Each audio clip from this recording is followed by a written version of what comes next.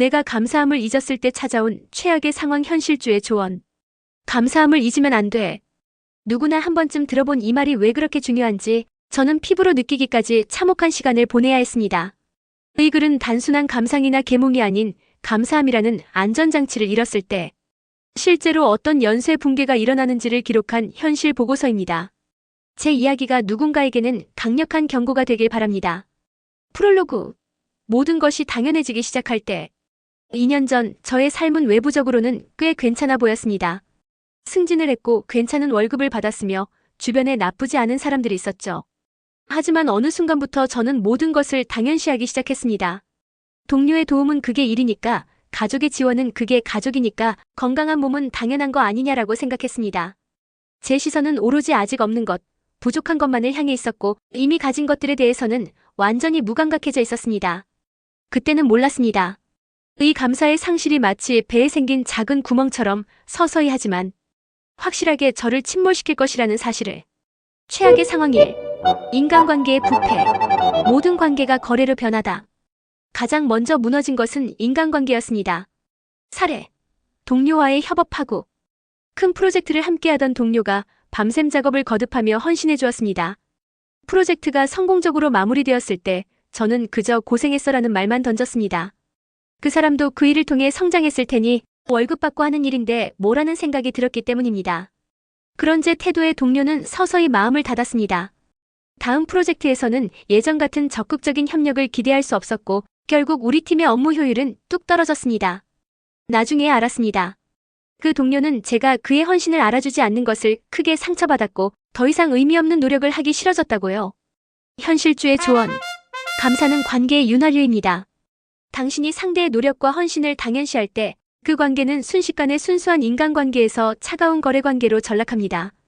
당신이 해줘서 내가 얻는 이익만 계산하게 되고 그런 관계에서는 진정한 신뢰와 협력이 자랄 수 없습니다. 결국 당신은 스스로를 고립시키게 됩니다. 최악의 상황 2. 정신적 마비. 불안과 우울의 악순환. 감사를 잃으면 뇌는 놀라울 정도로 부정적 편향에 사로잡힙니다. 사례. 끝없는 불만과 초조함. 저는 매일 아침을 불평으로 시작했습니다. 날씨가 좋으면 너무 더운데? 비가 오면 출근하기 싫게 만드네라고 투덜댔습니다.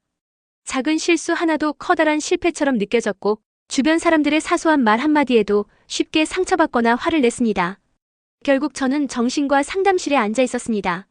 상담사는 이렇게 말했습니다. 당신의 뇌는 현재 위협 탐지 모드에 고정되어 있습니다. 마치 안경에 검은 필름을 씌워놓고 세상을 보는 것과 같아요. 모든 것을 위협과 부족함의 관점에서만 바라보게 되지요. 현실주의 조언. 감사는 인지적 재구성의 힘을 가집니다. 그것은 뇌에 세상에 위협만 있는 것은 아니다라고 말해주는 신호입니다.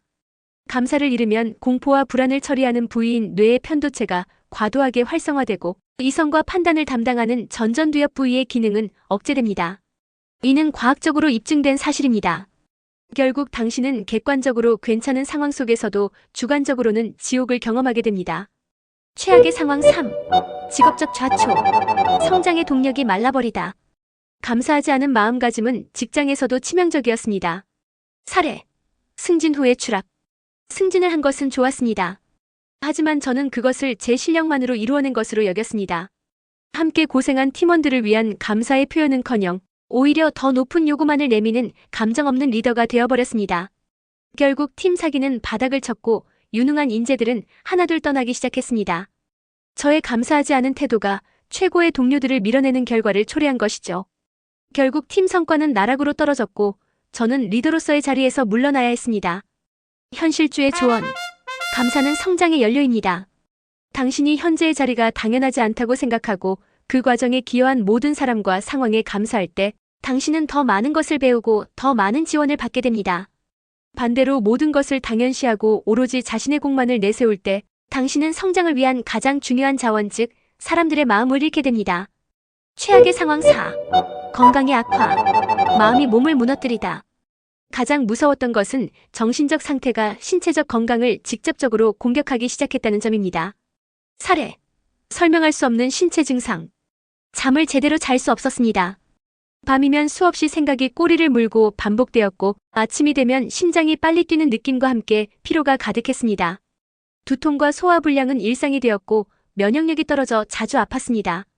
병원 검사에서는 특별한 이상이 없었습니다. 상담사는 이렇게 설명했습니다. 만성적인 스트레스와 부정적 감정이 신체화된 것입니다. 현실주의 조언. 감사의 부재는 만성 스트레스 상태를 유발합니다. 이는 코르티솔 같은 스트레스 호르몬을 지속적으로 분비시켜 면역 체계를 억제하고 염증을 증가시키며 수면 주기를 파괴합니다. 감사함을 잃는 것은 단순한 마음의 문제가 아니라 물리적으로 당신의 몸을 해치는 독이 될 수 있습니다. 전환점. 바닥을 치고 나서야 깨달은 것. 이 모든 것이 무너지고 나서야 저는 비로소 깨달았습니다. 저는 마치 공중에 떠 있는 풍선처럼 감사라는 무게추를 잃어버리자 제정신을 잃고 폭주하다 추락한 것이었습니다. 되돌아오는 길은 간단하지 않았습니다. 하지만 저는 감사복원 프로젝트를 시작했습니다. 1. 강제적 기록. 하루가 아무리 힘들어도 무조건 감사할 것 3가지를 적었습니다. 처음에는 숨 쉬는 것, 물 마실 수 있는 것처럼 비참해 보이는 것부터 시작했습니다. 2. 구체성의 원칙. 고마워가 아닌 누구나 무엇 덕분에 어떠하게 되어 감사합니다라고 구체적으로 표현하기 시작했습니다. 3. 작은 실천의 축적. 감사한 마음을 문자 한 통으로 혹은 작은 선물로 표현하는 습관을 들였습니다. 현실주의자를 위한 조언. 감사가 위선처럼 느껴질 때, 지금 이 상황에 뭘 감사해? 라는 생각이 들 때도 있습니다. 그럴 때는 이렇게 생각하세요.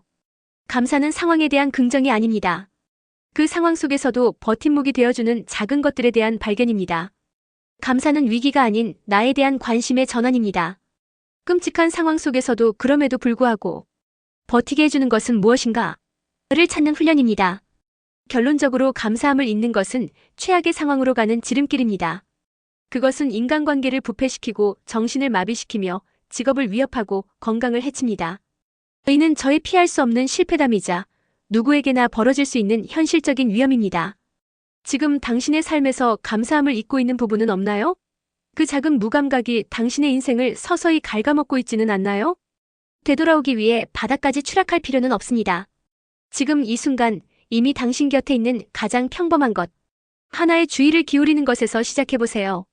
내가 감사함을 잊었을 때 찾아온 최악의 상황. 현실주의 조언.